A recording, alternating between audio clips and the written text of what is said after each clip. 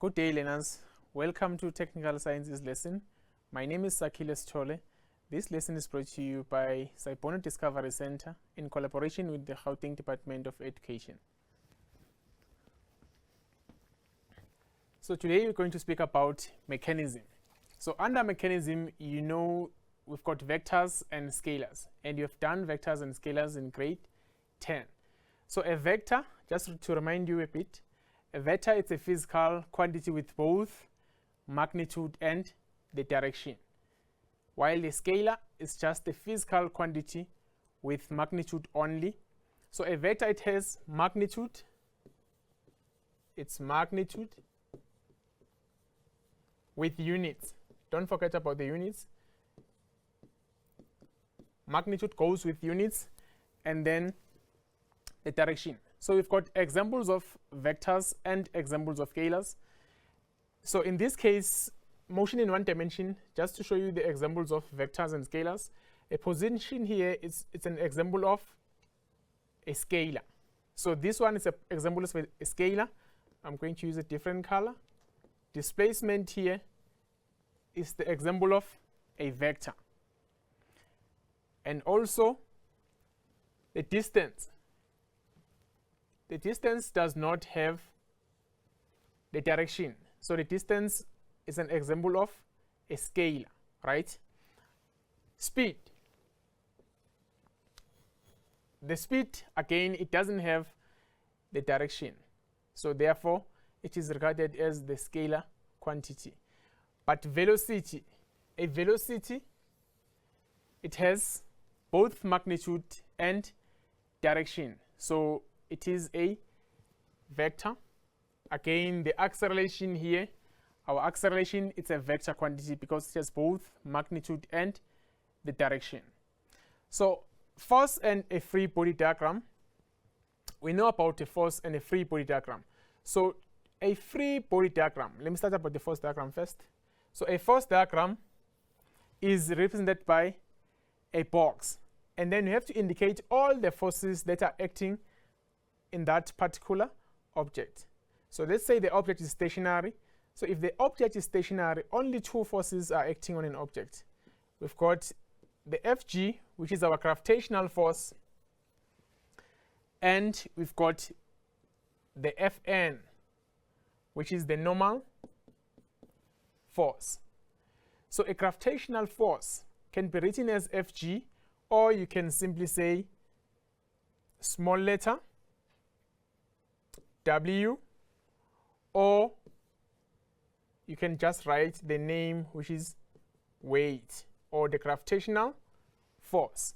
Again, with the normal force, it's supposed to be capital letter F and the subscript of capital letter N, or you can just write capital letter N to represent your normal force, and then, or you can simply write the name, normal force. And then let's say the object is moving to the right by an applied force. Someone applied a force pushing the box or an object to the right.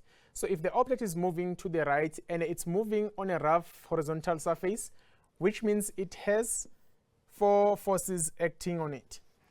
These two are there, which is a gravitational force, Fg, and then we've got the normal force, which is Fn. So now if someone is pushing an object, which means there's an applied force from this point towards the box, and then the frictional force, which is the force always opposing the direction of motion,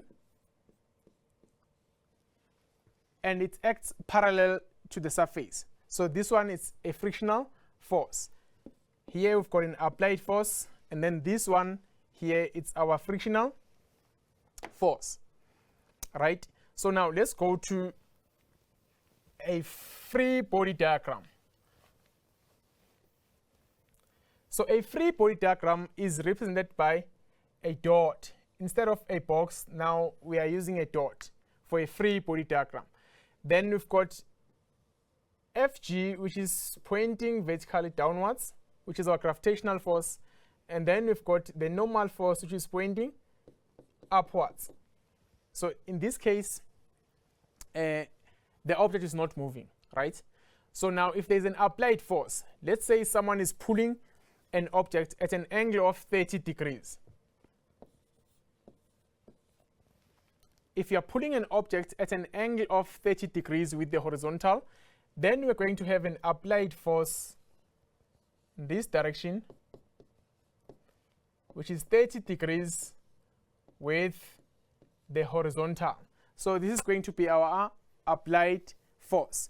So if there's an applied force and the surface is rough, automatically you know that you've got the kinetic frictional force. Remember, we've got two types of frictional forces: kinetic frictional force and the static frictional force. A kinetic frictional force is the force between two moving objects, right? One or two moving objects, but the object is moving. And then the static frictional force, the object is stationary.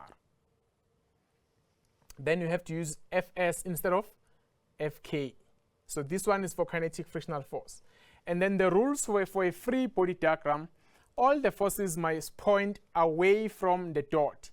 They must touch the dot, and then they must point away from the dot.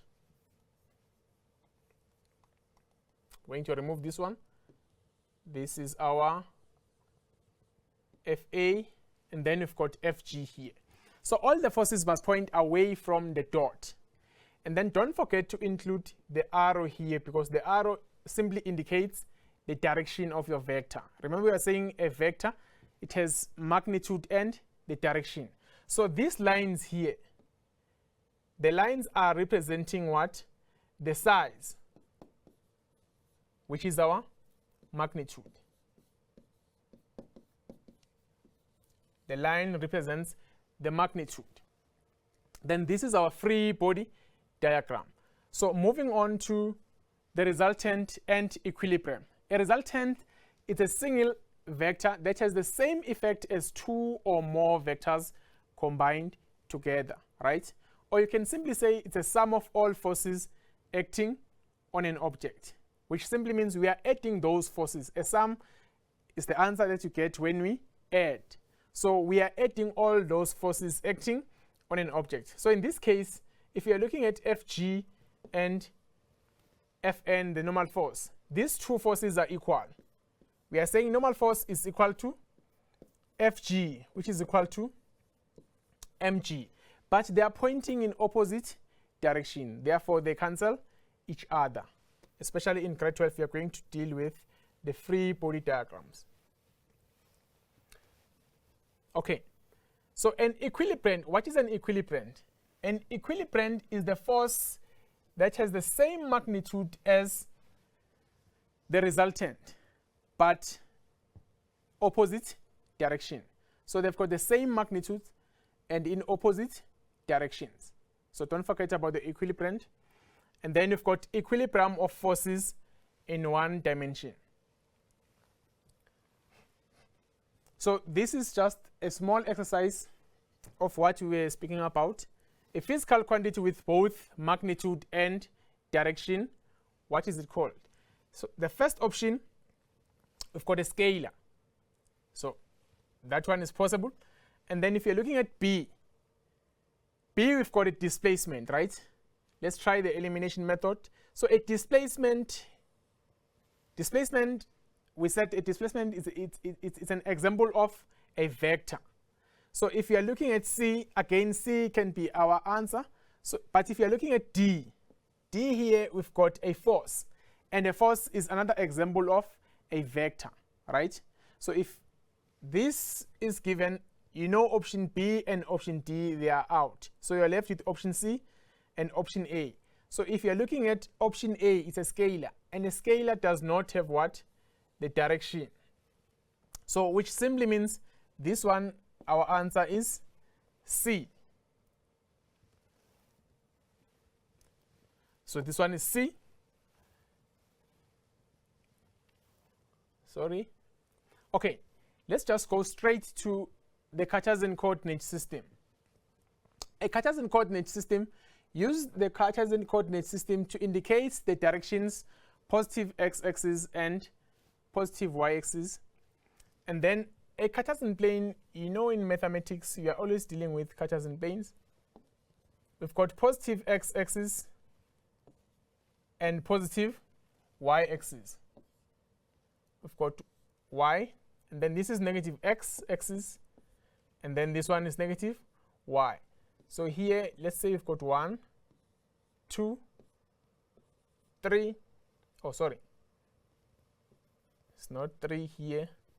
It's supposed to be 1, positive y, and 2. Then we've got negative 1, negative 2, and negative 3 as our negative y-axis.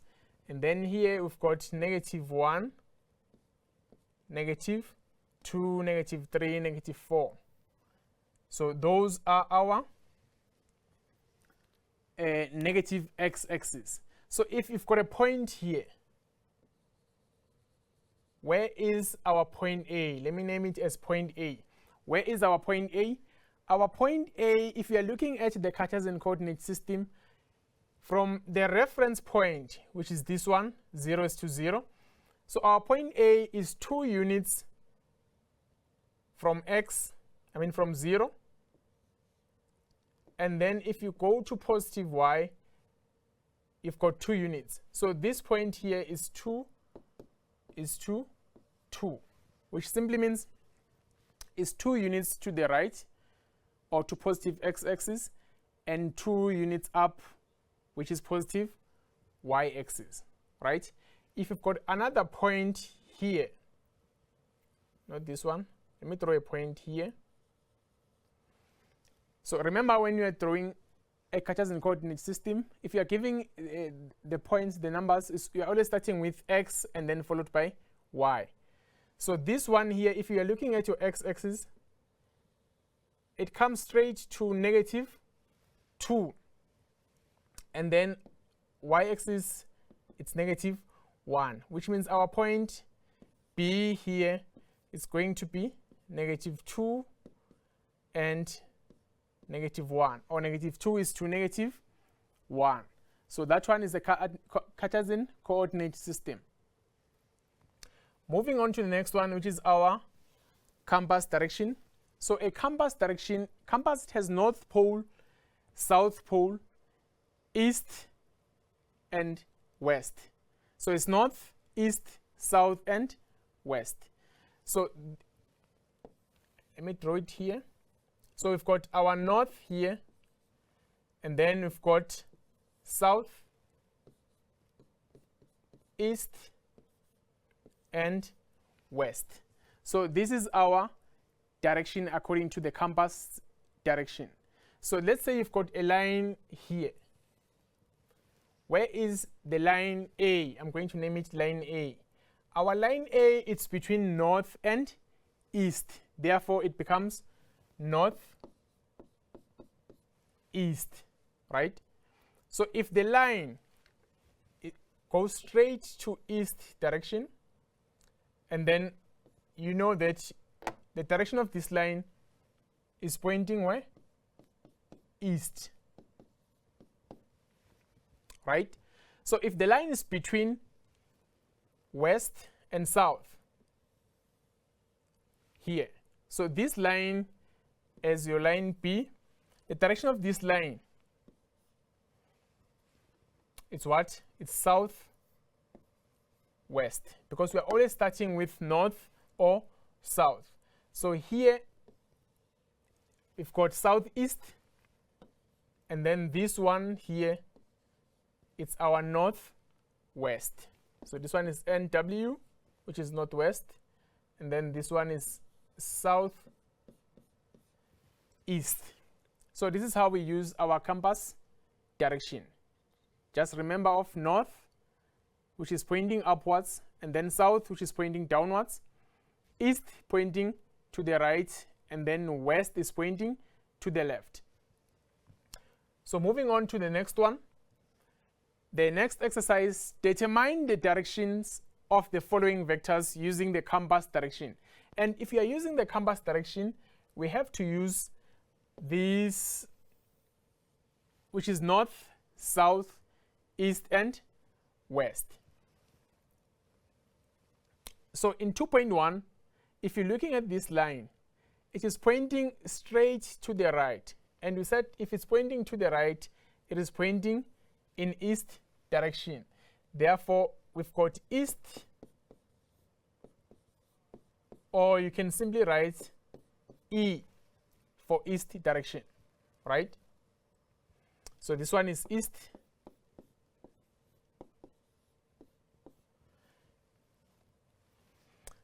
Moving on to 2.1.2. 2.1.2, we've got our line which is sliding down. It is pointing downwards at an angle with the horizontal. So if you are looking at this line from north, south, east and west, our line is between what? It's between east and south. So our line, it's southeast, sorry, it's southeast. We can't say it's east, south. So it's supposed to be southeast because we are always starting from north and south as our points or reference points. So the next one is moving in this direction. Therefore, it's between north and west. So if it's between north and west, and then it becomes north west. So the direction of the line in 2.1.3 is north west.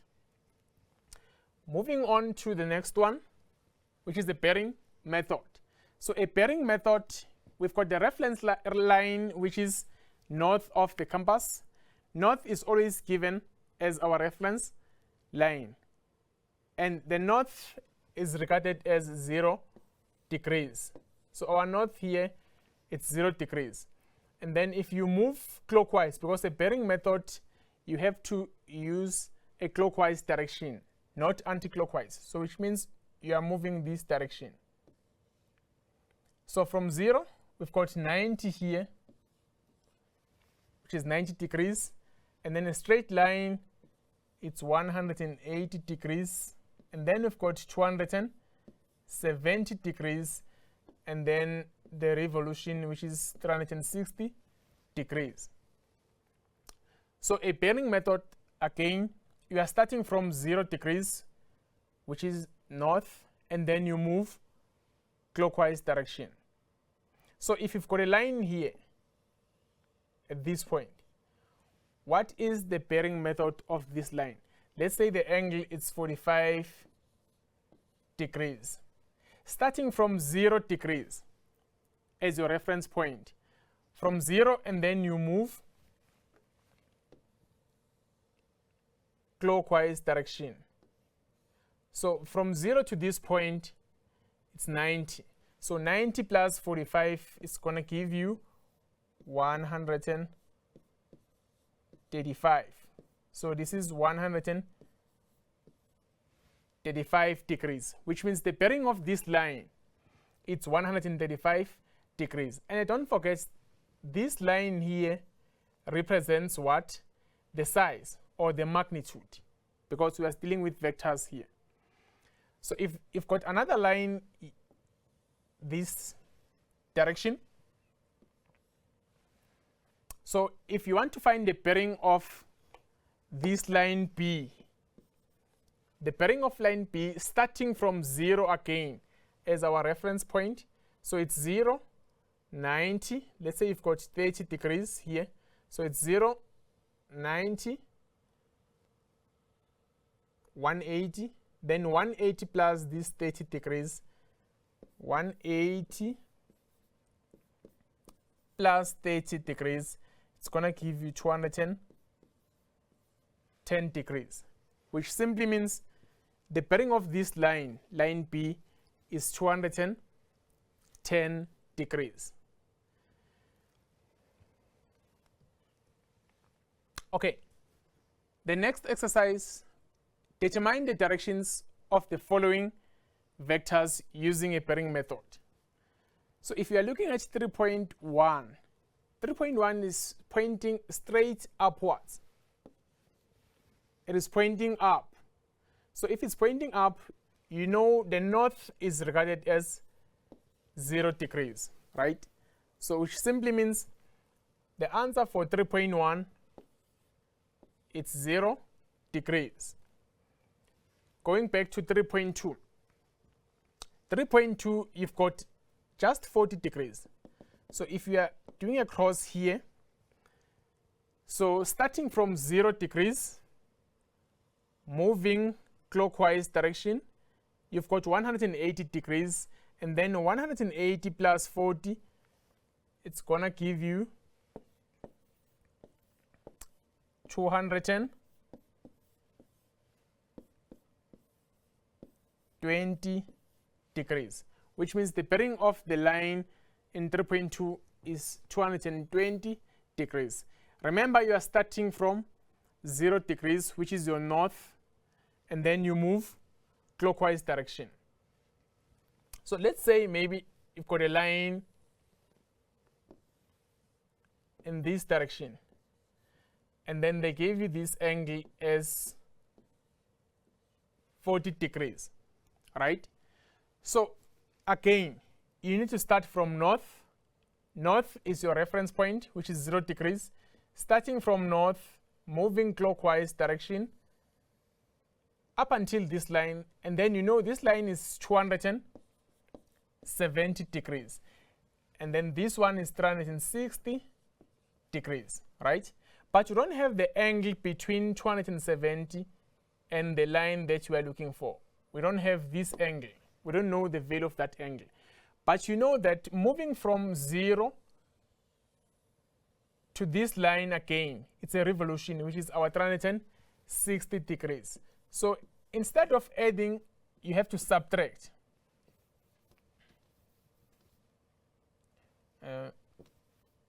So this one is 360 degrees minus this angle here, which is 40 degrees. So if 360 minus 40, it's going to give us 320 degrees. So this is going to be our answer. Maybe if I can give you another example, same as the ones that I gave you now.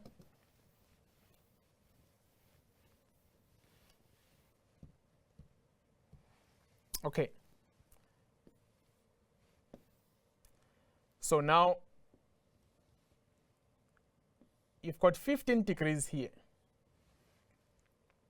So if you've got 15 degrees, again, you need to start from this point, which is your reference point, 0 degrees. You move clockwise, this is 90, and then you move to 180, and then this one is 270. Again, you don't know the value of this angle here, so you can simply say, since you are given this 15 degrees as your angle, 360 degrees minus 15 degrees. So your answer is going to be 345 degrees. So that one is a pairing. Thank you. There are no secrets to success. It is the results of preparation, hard work, and learning from failure. Thank you.